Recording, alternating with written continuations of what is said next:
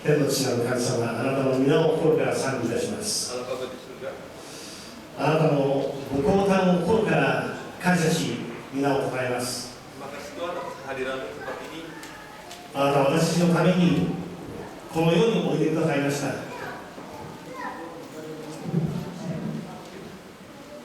Terima kasih Tuhan karena Engkau telah datang untuk ke dunia ini. 私たちはイエス様によって罪が許され、神の子とされ、永遠の命を受け継ぐことができるものにされました。 Karena Engkau telah datang ke dunia ini, kami juga boleh mendapatkan kehidupan yang kekal darimu. もしイエス様がおいでにならなかったなら、 Kalau Tuhan Yesus tidak datang ke dunia ini, 私たちは依然として罪人のまま、 kita akan terus sebagai manusia yang terus berdosa. 神の裁きと呪いを受けるものでした。 Kita akan menerima penghukuman dari Tuhan. 私たちは今日、あなたのご降誕を心から感謝し、 Tuhan, terima kasih Tuhan karena Engkau telah datang di dunia ini あ pada なたの貧しい生涯を心から記念し、 terima kasih Tuhan atas pengorbananmu di kehidupan dunia ini. 十字架に命を懸けてくださったあなたのご愛を感謝し、 Kami bersyukur atas kasih-Mu yang telah sehingga Engkau mengorbankan dirinya di kayu salib. よみがえってくださった主が共にいてくださることを喜ぶことができることを心から感謝します。 Kami juga sangat bahagia karena kami bisa terus bersama-Mu yang telah bangkit dari lubang kubur. 今日見舞いに集いました一人一人の上にあなたの豊かな祝福を祈ります。 Saya berdoa agar kita mendapatkan berkat di sini. 聖霊が一人一人のうちにイエス様を豊かにお表しくださいますように。 Semoga Roh Kudus turun dalam tempat ini menaungi saudara-saudara sekalian. 尊いイエス・キリストのお名前によってお祈りをいたします。 Dalam nama Tuhan Yesus kami berdoa. アーメン。 Amin.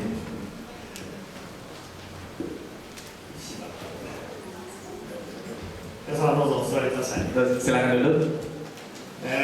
皆様とご一緒にクリスマス、今年の最後のクリスマスをお祝いすることができることを本当に心から感謝します。 Saya sungguh sangat bersyukur bisa merayakan Natal bersama-sama dengan Bapak Ibu dan Saudara di tempat ini. インドネシアの在日インドネシアの皆様とは大変親しくさせていただいていることを嬉しく思っています。 Saya sungguh sangat senang bisa memiliki hubungan yang dekat dengan orang-orang Indonesia yang ada di Jepang. 特に渥美先生とはもう十数年、20年近く、ご一緒させていただいているのは私にとっては大変光栄なことです。 Dan juga merupakan satu kehormatan buat saya bisa bersama-sama melayani dengan Bapak Pendeta Atsumi. そして私が責任を持っていますお茶の水のクリスチャンセンターでは年に2回、3回、インドネシアの皆さんと一緒にフライデーナイトという夜の集会を持つことができることは喜びです。 Dan saya juga merasa gembira bisa bersama-sama dengan Jemaat Gereja Indonesia dalam acara Friday Night, di mana saya bertanggung jawab sebagai pemimpin di Ochanomizu Christian Center. 今日も皆さんに聖書のお話ができることを大変嬉しく思っています。 Saya juga sangat bersyukur dan senang bisa memberitakan firman Tuhan bagi Bapak Ibu dan Saudara. 日本の幼稚園でのお話です。 Ini ada suatu kisah yang terjadi di sebuah TK di Jepang. クリスマスの日に園長先生は子どもたちにクリスマスの挨拶をしました。 Pada waktu perayaan Natal di Taman Kanak-kanak itu, kepala TK itu memberikan pidato. 皆さん、今日はイエス様がお生まれになった素晴らしい日です。 Hari ini adalah hari yang luar biasa karena kita memperingati hari kelahiran Yesus Kristus. それでは先生が皆さんにご挨拶します。 Jadi saya akan memberikan sepatah dua patah kata buat クリスマスおめでとうございます。 Selamat merayakan Natal. そしたら子供たちが何と答えるでしょう。 Dan kemudian apa jawaban anak-anak itu? ありがとうございます。 Mereka menjawab terima kasih. 園長先生こんななっちゃって。 Kepala TK jadi kaget. おめでとうって言ったらおめでとうっていうご挨拶でしょう。 Sebenarnya harusnya kalau bilang selamat Natal, balasannya adalah selamat Natal juga. 私は今日もそのことを思い出しています。 Jadi saya mengingat akan hal itu. でもイエス様がお生まれになったことに私たちは心からありがとうございますっていうのも素晴らしい挨拶ではないでしょうか。 Tapi itu juga merupakan satu salam yang luar biasa baiknya ketika kita dikatakan selamat Natal, maka kita menjawab dengan terima kasih. 私の今年のクリスマスの思い出の一つがあります。 Ada satu yang saya ingat juga tentang perayaan Natal. それは日本の高い山のところにある温泉ですが、ada sebuah onsen tempat pemandian air panas yang ada di atas gunung yang tinggi. マンザホテルっていうところに行きました。 Itu namanya Hotel Manza. そこで毎晩フロアショーが開かれています。 Di hotel itu ada pertunjukan setiap malam. お客さんが一杯飲んでいい気持ちで集まってきます。 Jadi para pengunjung hotel di situ sama-sama bisa menikmati makanan dan minuman. 浴衣を着ながら赤い顔をしながらご夫婦で、いい気持ちで集まってきた200人ぐらいの人々です。 Ada sekitar 200 orang yang datang, mereka pakai yukata dan suami istri. そういう人たちに牧師がクリスマスの話をするのは大変難しいことです。 Dan adalah satu hal yang sangat sulit bagi seorang pendeta untuk berkhotbah di hadapan orang-orang seperti itu. Mereka habis minum sudah mulai mabok juga, mukanya sudah merah. 私は前に座っていたご夫婦のご主人に聞いてみました。 Jadi saya mencoba bertanya kepada ada bapak ibu yang ada di depan saya. 今年は何年でしょう。 Tahun ini tahun berapa ya? 今年2012年。 Dia tahun ini tahun 2012. その通りです。 Oh iya benar, tahun 2012. ところで2012年はいつから数えたんでしょう。 Tapi ngitung tahun 2012 itu dari kapan ya? いつから数えた？ Hitung dari kapan? それは1年から数えたさ。 Itu hitung dari 1. そりゃそうですよね。 Ya benar juga ya, hitung dari tahun pertama. 私は続いて聞きました。その1年っていうのはいつなんですか？ Kemudian saya melanjutkan pertanyaan saya, tahun pertama itu kapan ya? いつだって1年じゃない？ Ya kapan ya? Ya pokoknya tahun pertama. その1年はどうして1年から数えたんですか？ Kenapa tahun pertama itu disebut tahun pertama? 結局わかんない。 Terus saya nggak tahu. 私たちは日本では、西暦前のことを BC と書きます。 Kita menyebut tahun sebelum tahun pertama itu adalah BC, before Christ, sebelum Masehi. 彼が答えを言ってしまいましたそして私たちのこの2010年を AD と言います。 Dan kemudian setelah itu disebut sesudah Masehi atau Masehi. つまり BC は彼が言ったように Before Christ キリスト前という意味です。 Jadi BC itu atau sebelum Masehi itu adalah sebelum Kristus lahir. そして AD とは主の年、イエス様の年というイニシアルの意味です。 Dan dalam bahasa Inggris Masehi disebut AD yang artinya adalah tahun Tuhan. さて、イエス様は一体どこでお生まれになったんでしょう。 Tuhan Yesus lahir di mana? こんな説明をすると、明日の朝になりますので、簡単にします。 Kalau dijelaskan secara detail akan sampai memakan 1 hari sampai besok, maka saya akan menjelaskan secara singkat saja. 日本では大体イエス様がお生まれになった場所というのは馬小屋っていうふうに言います。 Kalau di bahasa Jepang, Tuhan Yesus lahir disebut lahir di kandang kuda. でも皆さんの聖書を調べてどうでしょうか。日本語の聖書でも馬小屋って書いてある聖書はどこにもないの。 Tapi sebenarnya kalau kita melihat dalam Alkitab, termasuk juga Alkitab bahasa Jepang, tidak ada disebutkan bahwa Yesus lahir di kandang kuda. そうでしょ。だからイエス様がいるところがない、生まれるところがないので、マブネ、会話桶の中に寝かせられていたっていうふうに書いてあるんです。 Yang ditulis di dalam Alkitab adalah karena tidak ada tempat baginya, maka dia lahir di palungan, ditempatkan di palungan. ですから会話桶っていうのは日本では馬の桶と言いますから、いや馬小屋だろうという考えです。 Dan kalau di Jepang yang disebut palungan itu adalah tempat makannya kuda, sehingga kemudian disebut kandang kuda. でもイエス様がお生まれになった場所は馬ではなくてロバなんです。 Tetapi sebenarnya tempat lahirnya Tuhan Yesus itu bukan kandang kuda, tapi kandang keledai. あるいは羊の小屋かもしれません。 Atau kemungkinan juga merupakan kandang domba. あるいはヤギの小屋かもしれません。 Atau kandang kambing. または牛の小屋かもしれません。 Atau bisa juga kandang sapi. 私は福島県の東北のね、福島県の小さな教会に行ったことがあります。 Saya pernah pergi ke sebuah gereja yang sangat kecil di daerah Fukushima. 子供たちにクリスマスのお話をしてくれと牧師から頼まれました。 Pendeta di gereja itu meminta saya untuk berbicara tentang Natal kepada anak-anak. 私は彼らに聞きました。イエス様はどこで生まれたのか。 Dan kemudian saya bertanya, Tuhan Yesus lahir di mana? そしたら、ベコ小屋ですってこう言いました。 Terus dijawab di kandang beko. 私は初めて聞きました、そのベコ小屋という言葉を。 Saya baru pertama kali mendengar kalimat itu, kata itu.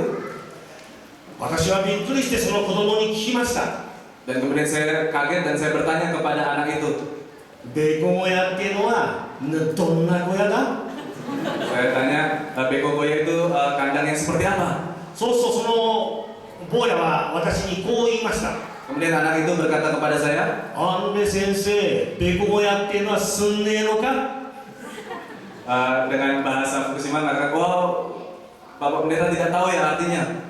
東北の言葉ですから通訳に苦しむと思います。 Jadi agak sulit karena ini bahasa dialek Tohoku. だから私は聞きました。そのベコ小屋っていうのはどんな小屋だ。 Dan kemudian saya tanya, jadi kandang beko itu seperti apa? 彼は答えてくれました。 Dan dia menjawab, そこは暗いところです。 itu tempat yang gelap, そこは寒いところです。 tempat yang dingin. そこは冷たい風がビューンと吹き抜ける場所です。 Itu angin yang begitu dingin melintasi tempat itu. そこは臭いところです。 Itu adalah tempat yang bau. そこはうんちがいっぱいあるところで Di す。 situ ada banyak kotoran binatang. だんだん汚くなりました。 Pokoknya makin lama makin kotor kalimatnya. よく聞いたら、ベコ小屋というのは牛の小屋なんだそうです。 Jadi rupanya beko goya itu artinya kandang sapi. 私は彼に聞きました。どうしてお前はそのベコ小屋に詳しいのだ。 Dan saya bertanya kepada dia, kok kamu begitu tahu secara mendetil tentang kandang sapi? 彼は答えてくれました。 Dia menjawab, 僕の家にベコ小屋があるんだから。 ada kandang sapi di rumah saya. 私はそれを聞きながらおかしい思いと、なんか目が熱くなって涙が浮かんできました。 Saya sambil mendengarkan jawaban dari anak itu, sambil saya merasa lucu, tapi juga saya merasa ada air mata saya mau keluar dari mata saya. それはイエス様が、神の御子が、救い主がこの世で最初においでになった場所なんです。 Karena itulah tempat lahirnya Yesus Kristus pertama kali di dunia ini. そこは暗い場所です。 Itu tempat yang gelap, そこは冷たい風が吹き抜ける場所です。 tempat di mana angin yang begitu dingin lewat di situ. そこは一人ぼっちの孤独の場所です。 Itu adalah tempat yang orang bisa mengalami kesendirian di situ. そこはとても臭い場所です。 Itu tempat yang begitu bau, そこはとても汚い場所です。 tempat yang begitu kotor. それは私たちの人間社会が住んでいるこの世という現実を表してはいないでしょうか。 Dan itu sebenarnya menggambarkan bagaimana kondisi kita tinggal di dunia saat ini.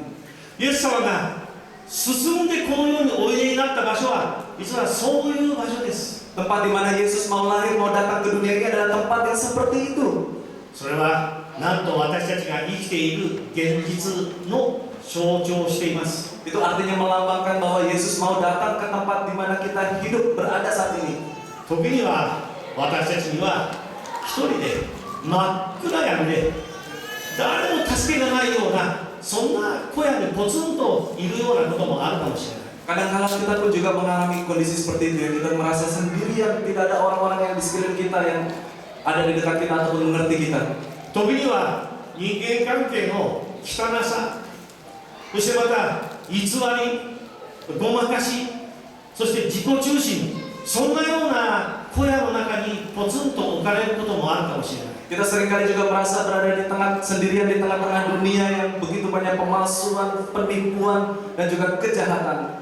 人間って汚いよねと言いたくなるような人間不信に陥ってしまう時もあるかもしれない。 Dalam hubungan dengan orang lain kita juga merasa, aduh, hubungan dengan orang lain begitu kotornya sehingga kita tidak bisa percaya siapapun di dunia ini. でも愛する皆さん、イエス様はそのあなたの暗闇の中にいるあなたと一緒です。Tetapi Bapak Ibu dan Saudara yang dikasihi oleh Tuhan Yesus Kristus, ke tempat yang seperti itulah Tuhan Yesus mau datang dan mau bersama-sama dengan kita. イエス様は私たちの汚さも臭さも醜さも全部を引き受けてこの世においでくださったのです。 Tuhan mau menerima kekotoran kita, kebauan kita, dan Tuhan Yesus mau menanggung itu semuanya buat kita. イエス様が寝かせられている場所は会話桶と書いてあります。 Alkitab menuliskan bahwa tempat di mana Tuhan Yesus dibaringkan adalah palungan. 大体日本の桶というイメージは木です。木でできているものです。 Kalau di Jepang, palungan itu bayangannya adalah terbuat dari kayu.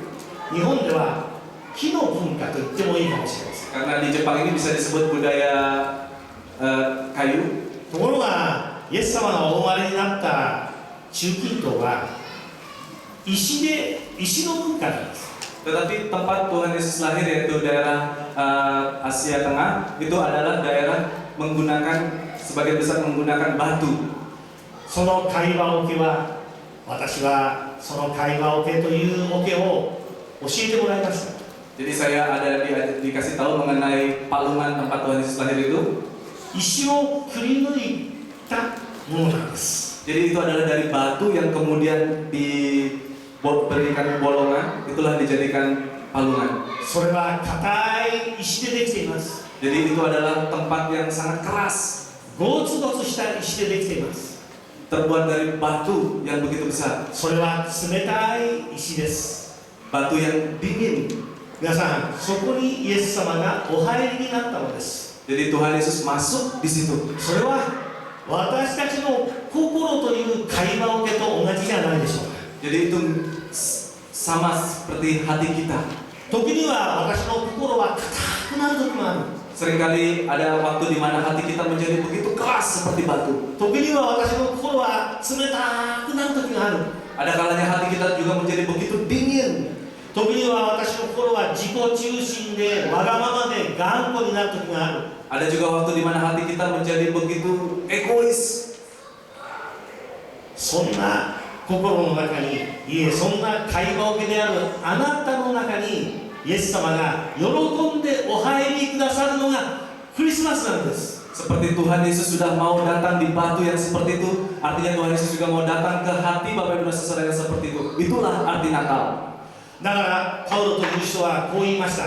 Makanya Paulus berkata seperti ini. 私は土の器の中に宝を持っています。 Saya memiliki harta di dalam bejana tanah liat. もう私が生きているんじゃありません。 Jadi bukan saya lagi yang hidup. イエス様が私のうちに生きていてくださるのです。 Tuhan Yesus hidup di dalam saya. それはどんなに硬くなでもいい。 Walaupun saya begitu keras kepala, 汚れててもいい。 walaupun saya begitu kotor, 暗くてもいい。 walaupun begitu gelap, 汚くてもいい。 walaupun begitu イエス様 kotor. は選んでお入りになるお方じゃない。 Tuhan Yesus bukan pilih-pilih dan kemudian mau masuk yang dia suka saja. 私たちの集まっているすべての人の心の中にイエス様はお入りになろうとしている。 Tetapi Tuhan Yesus bersedia dan mau masuk ke setiap hati Bapak Ibu dan Saudara di tempat ini. 皆さん、私たちのあなたの心には多くのものが住むっていうことが分かりませんか？ Di dalam hati kita dan di dalam hati Bapak Ibu dan Saudara itu ada sesuatu. 例えば、 Contohnya, でも好きで好きで好きでたまらない人のことがあなたの心に住むことがありますね。 kadang ada juga orang yang begitu senang anak-anak dan itu yang kemudian ada di dalam hatinya. 今こうして話している時にも恋人のことを考えている人いますか？手を挙げて言ってるんです。 Tapi ada juga mungkin yang sambil mendengarkan pembicaraan ini memikirkan orang yang disukainya atau pacarnya. 私の恋人はいつも私の心に住んでいます。 Pacar saya selalu ada di hati saya. そうでしょ？ Begitu kan ya? 嫌いで嫌いで憎くて憎くて嫌で嫌でっていう人も心に住むんです。 Dan sebaliknya ada juga orang yang kita begitu benci, yang kita begitu tidak suka, itu juga ada tinggal di dalam hati kita. 憎らしいっていう気持ちもここに住むんです。 Orang yang kita benci, kita ada dendam sama dia itu ada di dalam hati kita juga. 悲しいっていう気持ちもあなたの心に住むんです。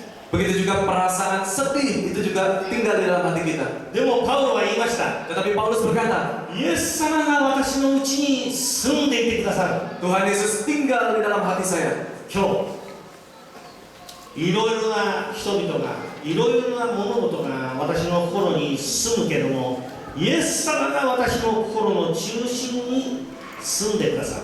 Memang ada berbagai orang, ada berbagai perasaan yang ada di dalam hati kita, tetapi kita bisa membuat ada Yesus yang tinggal di dalam pusat hati kita. そこにあなたが光となり、神の子となり、永遠の命を受け継ぐものとされるんです。 Dan Tuhan Yesus itu yang akan membuat kita menjadi cahaya, menjadi terang, dan menjadi anak-anak Allah. 今この部屋は電気で明るくなってます。 Ini ruangan ini sekarang diterangi dengan banyak lampu. 真っ暗になった時、 Tapi ketika menjadi gelap, sangat gelap, 一本の小さなろうそくに火が灯されます。 dan kemudian dinyalakan sebatang lilin di situ. もうそこは暗くないのです。 Itu ruangan yang gelap itu tidak lagi menjadi ruangan yang gelap. 今あなたの心がどんなに暗闇であっても、 Begitu juga bagaimanapun kondisi hati Bapak Ibu dan Saudara saat ini, どんなに寂しくあっても、 begitu gelap sekalipun, begitu どんな kesedihan に辛く sekalipun, あっても、 begitu sulit sekalipun, イエス様というお方があなたの心に迎えられていれば、それは実に祝福そのものです。 kalau Tuhan Yesus masuk ke dalam hati Bapak Ibu dan Saudara, itulah berkat yang terbesar. イエス様がこの世においでになった時、 Ketika Tuhan Yesus datang ke dunia ini, いる場所がなかっ tidak ada tempat baginya, た。だから海馬桶の中に寝かされた。 sehingga diletakkan di palungan. 今日皆さん、イエス様をあなたから締め出さないようにしましょう。 Mari kita menjaga supaya tidak mengusir Yesus dari dalam hati kita. 私の心にお入りください。 Justru kita mengatakan, Tuhan masuklah ke dalam hati saya. 日本の教会学校の子供たちのクリスマスの劇の場面です。 Ada sebuah kisah mengenai kejadian yang terjadi di perayaan Natal anak-anak di Jepang. 教会学校の先生が子供たちに全部役を当てました。 Guru anak-anak sekolah minggu itu kemudian memberikan peranan bagi para anak-anak itu.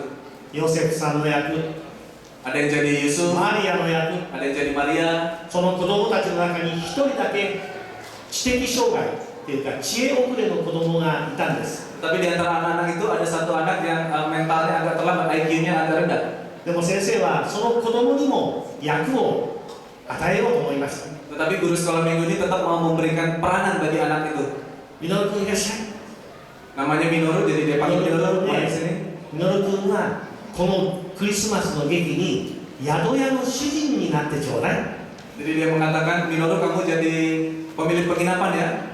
ヨセフさんとマリアさんがお部屋を貸してくださいって来るときね、 Jadi waktu nanti Yusuf dan Maria datang dan kemudian mengetok pintu dan mengatakan, adakah tempat penginapan buat kami? 一言こう言えばいいのよ。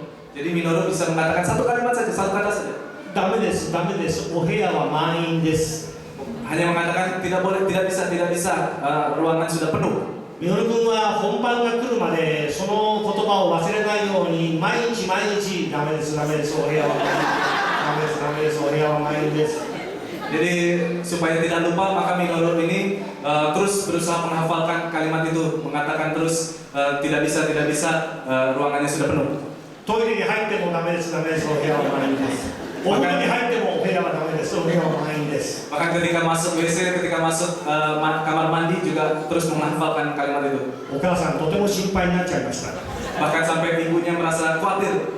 本番です。 Dan kemudian pada hari hanya お友達のヨセフさんとお友達のマリアさんが心配そうでお部屋を貸してください。 Yusuf dan Maria dengan mimik yang begitu khawatir meminta supaya diizinkan tinggal di penginapan. ミノル君が緊張して出て行きました。 Dan kemudian Minoru ini muncul sambil dia gemeteran.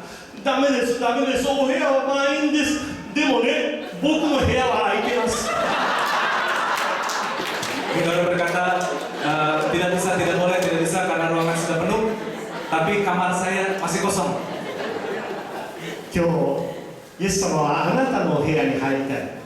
Jadi hari ini Tuhan Yesus mau masuk ke dalam ruangan Bapak Ibu dan Saudara. でもあなたの心がいろんなことで満室になってイエス様をお迎えすることができなかったらなんとつらい苦しみます。クリスマスになるんでしょう。Jadi mungkin hati Bapak Ibu dan Saudara penuh dengan berbagai persoalan, berbagai masalah, sehingga di masa Natal ini kita mengalami merasa menderita. さて、もう一つのお話をして終わりたいと思います。 Dan saya mau mengakhiri renungan hari ini dengan sebuah cerita. このイエス様がこの世においでになったっていうことをインマヌエルと呼ばれるとおっしゃいました。 Ketika Tuhan Yesus datang di dunia ini, Tuhan Yesus disebut dengan Immanuel. インマヌエルというのはインマ、つまり、一緒にという意味とインマヌ、それは私たちとという意味とエル、神という3つの言葉が集まった言葉です。 Immanuel ini berasal dari 3 kata, artinya sama sekarang dan juga kemudian kita dan kemudian Allah. Jadi Allah bersama-sama dengan kita. 私たちの人生には本当に神様が愛なんだろうかと叫びたくなるような時があります。 Ada kalanya di dalam hidup kita pengen berteriak, bertanya kepada Tuhan, apakah Tuhan memang benar-benar ada? 神がいるんだったら見せてほしいと叫びたくなる時もあります。 Kalau Tuhan memang ada, tampakkan dirimu ya Tuhan. しかし神様は私の目に見える姿で、手で触れる姿で、耳で聞こえる姿で、私たちのいつも一緒にいてくださるためにお使わしになったのがインマヌエル、イエス様です。 Dan untuk itulah supaya kita bisa melihat, supaya kita bisa mendengar, supaya kita bisa merabanya, juga menjamahnya, itulah Tuhan Yesus datang sebagai Immanuel, Allah yang beserta dengan kita. 私は富山県の大変寒いところに一度集会に行ったことがあります。 Saya pernah diundang untuk berbicara di daerah Toyama yang begitu dingin. その集会にアメリカから来た若い宣教師ご夫妻がおられました。 Di kebaktian itu ada pasangan misionaris yang masih muda. 奥様は赤ちゃんを抱っこしておいでになっていました。 Istrinya datang dengan sambil menggendong bayi. 集会が終わった後、奥様が私にいろんなことを話してくれました。 Setelah selesai kebaktian, istri misionaris ini datang dan berbicara banyak hal kepada saya. この子は3番目の子で、8ヶ月生まれて8ヶ月になりますと抱っこされていました。 Anak ini adalah anak yang ketiga dan sekarang usianya 8 bulan. 長男はジョイといって7歳になりました。 Anak yang pertama namanya Joy dan umurnya 7 tahun. でもジョイは